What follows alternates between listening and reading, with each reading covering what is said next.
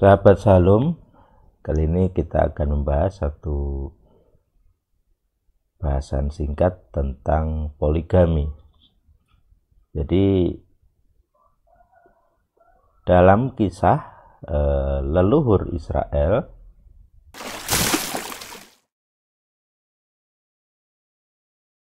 jadi Yakub ini poligami 4 orang dan tidak boleh nambah lagi kan, dia berjanji Yegar Sehaduta dengan Laban gitu. Tidak akan mengambil istri lain, jadi maksimal 4. Jadi kalau umat sebelah poligami maksimal 4 itu ya saya rasa dari Yahudi juga itu.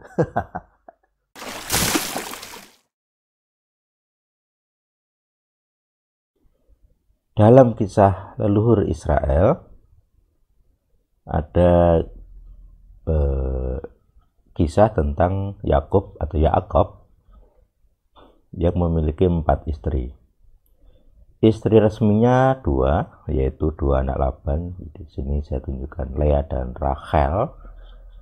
Tetapi mereka masing-masing diberi satu dayang atau satu pelayan perempuan yang akhirnya menjadi istri Yakub juga. Jadi melahirkan anak-anak bagi tuannya. Jadi Silpa sebagai hamba Lea melahirkan anak bagi Lea, Bilha melahirkan anak bagi Rahel. Dan jadilah 12 suku Israel gitu ya. Termasuk nanti sampai kitab Wahyu angka 12 masih disebutkan 12 suku ya simbolnya. Bahkan angka 12 menjadi murid-murid Yesus gitu. Nah, ini agak menarik gitu. Artinya kalau nggak ada poligami, nggak ada 12 murid itu nggak ada. Jadi angka 12 murid itu mewakili masing-masing satu suku ya dari anak-anak Yakub. Tetapi 12 orang itu tidak mungkin terjadi jika tidak ada poligami. Jadi menariknya poligaminya Yakub dibatasi 4. Jadi waktu itu Yakub berjanji dengan Laban bahwa tidak akan mengambil istri lain lagi. Jadi secara resmi dia tidak akan menikah lagi, maksimal 4 perempuan ini gitu ya. Ada Lea, ada Silpa, ada Rachel, ada Bilha. Nah, ini juga menjadi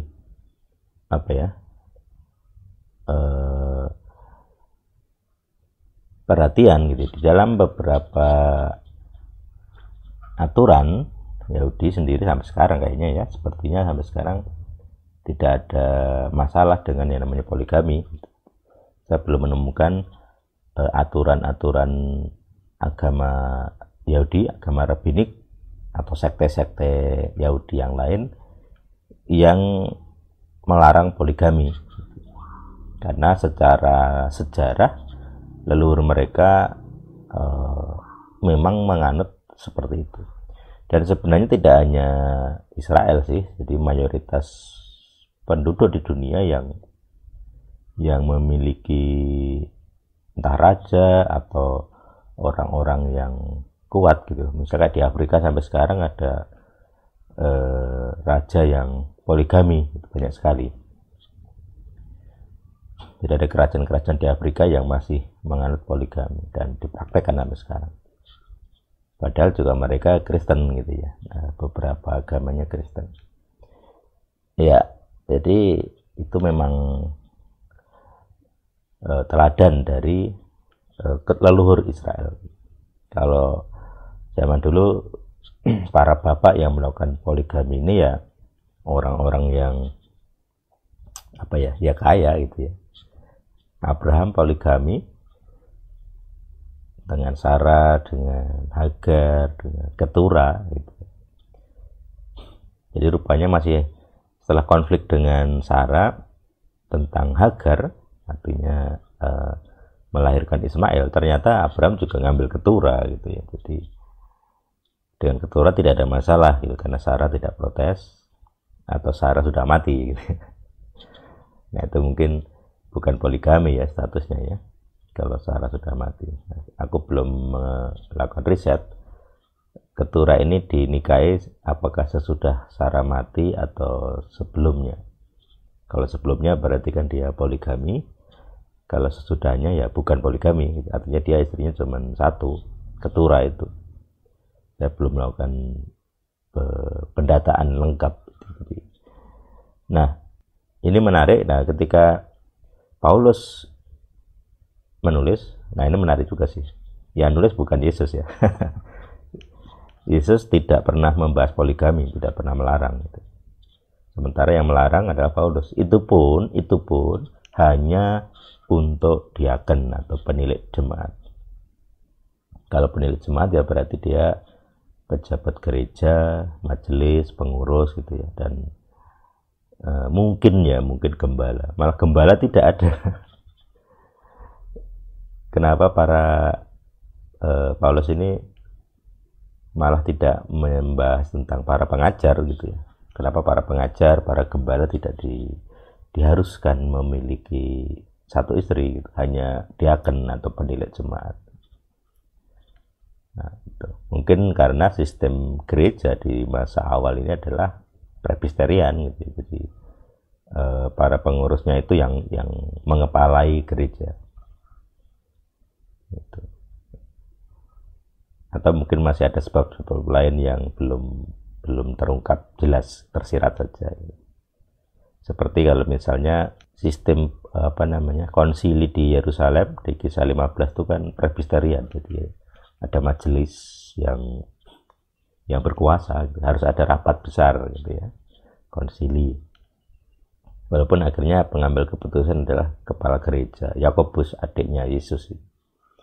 Jadi kenapa adiknya Yesus? Ya karena dia sistem gereja awal itu kerajaan. Jadi kepala gerejanya Yesus, begitu Yesusnya tidak ada, maka kepala gerejanya adalah adiknya gitu ya. Jadi seperti monarki kerohanian, silsilah. Masih ada silsilah darah. Tapi juga itu tidak terikat sekali nampaknya gitu. Karena sebenarnya lebih kepada silsilah kerohanian, bukan silsilah teologis atau silsilah darah gitu ya. Saudara kandung misalnya, saudara tunda. Karena seperti Paulus juga tidak punya silsilah darah, tapi mengepalai, pengaruhnya besar sekali terhadap gereja-gereja Yunani gitu. Sementara Petrus yang muridnya itu ya mengepalai gereja-gereja Yahudi. Yakobus itu mengepalai semuanya. Jadi kayak ada dua bagian gitu ya, diketuai satu kepala. Nah ini makanya sampai sekarang ada beberapa sekte Kristen yang poligami gitu ya, dan aku pernah dulu lihat sebenarnya Mormon ya kalau nggak salah, poligami. Kemudian pernah ada satu rabi mesianik yang poligami. Saya pernah berteman di Facebook. Ya itu. Nah, sementara bagi kalangan Kristen tentunya poligami ini tidak disukai gitu ya, karena ada perintah dari Paulus tadi. Jadi diaken haruslah seseorang yang bisa memimpin keluarganya sendiri, satu istri, bisa mendidik anak-anak dengan baik gitu. Itu standar dari seorang pemimpin jemaat atau penilik jemaat atau diaken. Nah, makanya mayoritas sekte Kristiani akan anti poligami, jadi penganut monogami, karena standar yang diberikan Paulus ya dianggap ideal gitu ya. Di awal Eden juga demikian. Tuhan memberikan hanya satu istri kepada Adam gitu. Jadi makanya mayoritas sekte Kristen setuju dengan perintah Paulus, mengikuti perintah Paulus untuk monogami sesuai dengan cara Tuhan memberi istri kepada Adam hanya satu gitu ya. Ya itu saya rasa sangat ideal, sangat bagus gitu ya, termasuk dengan cerai gitu. Walaupun sebenarnya Yesus kan boleh cerai kalau ada zina gitu. Tapi mayoritas gereja tidak bisa merestui perceraian. Pengennya ideal sekali. Walaupun sebenarnya secara fakta banyak orang Kristen yang cerai gitu ya, tidak cocok dalam banyak hal, termasuk sebenarnya karena perzinahan gitu. Tetapi gereja tidak bisa merestui perceraian demi alasan apapun, padahal ayatnya ada kecuali karena zina. Makanya ini juga pergumulan dari gereja-gereja gitu. Ada beberapa pendeta yang tidak setuju dengan kata kecuali karena zina, harusnya sama sekali nggak boleh cerai gitu bagi mereka gitu. Tetapi ada ayat kecuali karena zina itu tidak mereka suka, karena artinya sebenarnya Yesus juga mengizinkan perceraian. Nah, zina itu dianggap bagian dari dosa gitu, dosa yang merusak perjanjian pernikahan. Lalu ada juga unsur pengampunan. Jadi kalau orang berzina terus diampuni, ya mereka tidak cerai gitu. Kalau misalnya tidak diampuni, ya mereka tidak bercerai. Ya seperti kasusnya Ahok dulu gitu. Kalau di pengadilan memutuskan bercerai, ya berarti sebenarnya pasti ada bukti. Tetapi orang-orang Kristen kan nggak terima, karena mereka menganggap Ahok itu orang suci. Orang suci yang harus sesuai idealisme mereka supaya mereka bisa sanjung-sanjung. Tapi karena dia cerai, begitu cerai kan semua orang menghujat, banyak orang menghujat itu. Tetapi sebenarnya Ahok juga tidak bisa disalahkan. Kalau itu ada bukti perzinahan, terbukti di pengadilan, ya sesuai dengan ayat tadi, kecuali karena zina. Terus dia menikahi seorang yang belum menikah, bukan janda yang terikat, bukan istri orang, bukan janda yang cerai hidup juga. Jadi secara hukum dia tidak salah Ahok itu menikahi perawan gitu kan. Jadi yang menghujat Ahok juga harus tahu hukum gitu, tahu hukum Alkitab gitu. Kalau yang berhak menceraikan istri adalah suami gitu. Istri sebenarnya tidak punya hak dalam hukum Alkitab gitu ya. Nah, di sini kan Ahok yang menuntut cerai, jadi sebenarnya berhak secara hukum Alkitab. Nah, mahkamah agamanya digantikan pengadilan sipil. Ya, jadi kita harus mengakui, negara mengakui pernikahan di gereja, tapi negara juga menceraikan. Makanya gereja juga mau nggak mau harus mengakui perceraian negara. Itu rumus ya. Kalau gereja mengakui pernikahan catatan sipil ya, pernikahan gereja yang dicatat sipil oleh negara, kenapa gereja tidak menerima perceraian yang dilakukan oleh negara? Karena kalian tidak punya mahkamah agama. Dulu ada Sanhedrin, tapi kalian Kristen-Kristen kan tidak punya mahkamah agama. Jadi ya memutuskan kawin cerai ya sipil, pengadilan sipil negara gitu. Jadi seharusnya gereja mengakui perceraian oleh negara. Ya, itu perenungan kita kali ini. Jadi orang Yahudi sampai sekarang mengakui poligami dan maksimal 4 gitu ya, dari teladan ini. Jadi kalau ada agama lain yang poligami maksimal 4 ya mungkin bagian dari sekte-sekte Yahudi juga. Kalau kita orang Kristen mayoritas ya, kecuali sekte-sekte tertentu, mayoritas adalah penganut monogami, hanya satu istri gitu ya. Jadi kalau ada orang Kristen, apalagi dia hamba Tuhan, aktivis, majelis yang poligami, saya rasa akan di PHK, dipecat dari jabatannya. Hanya ketahuan chatting dengan wanita lain aja kalau dia bisa disanksi ya, ada pendeta yang dianggap selingkuh gitu. Hanya chatting gitu, diberi sanksi. Apalagi melakukan perzinahan yang lebih dalam gitu ya. Jadi sebenarnya perzinahan itu kan ada tahapan-tahapannya. Jadi perselingkuhan mulai dari perhatian, mendapatkan perhatian, memberi perhatian kepada pasangan lain, kepada orang lain, itu juga sudah selingkuh statusnya gitu ya. Apalagi sampai bertemu, wah itu sudah statusnya sudah perzinahan gitu ya. Karena perzinahan itu kan dimulai dari pikiran, jadi pikiran melihat lalu mengingini, itu kan pelanggaran hukum 10 dulu, mengingini wanita lain, mengingini pria lain. Kemudian hukum ke-7 ya, perzinahan, dekat sekali itu ya. Ya, Jadi idealnya adalah orang Kristen melakukan monogami.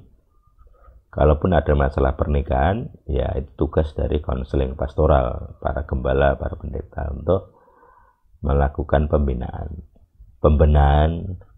Kalau di El-Sadik ya pelayanan konseling dan pelepasan.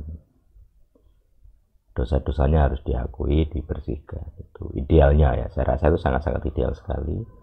Dan sebenarnya bisa dicapai gitu. Karena kita lihat Tuhan begitu menghormati lembaga-lembaga pernikahan.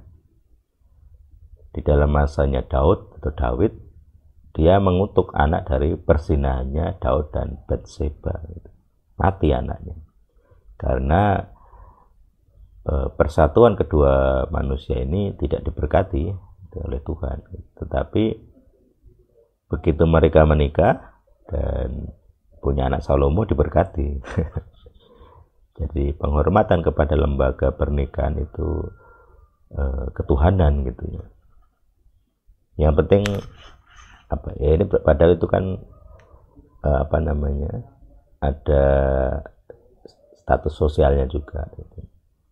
Sama seperti Batseba ketika dengan Daud, secara sosial bukan istrinya, tapi orang nggak berani ngapa-ngapain karena Daud ini kan raja gitu.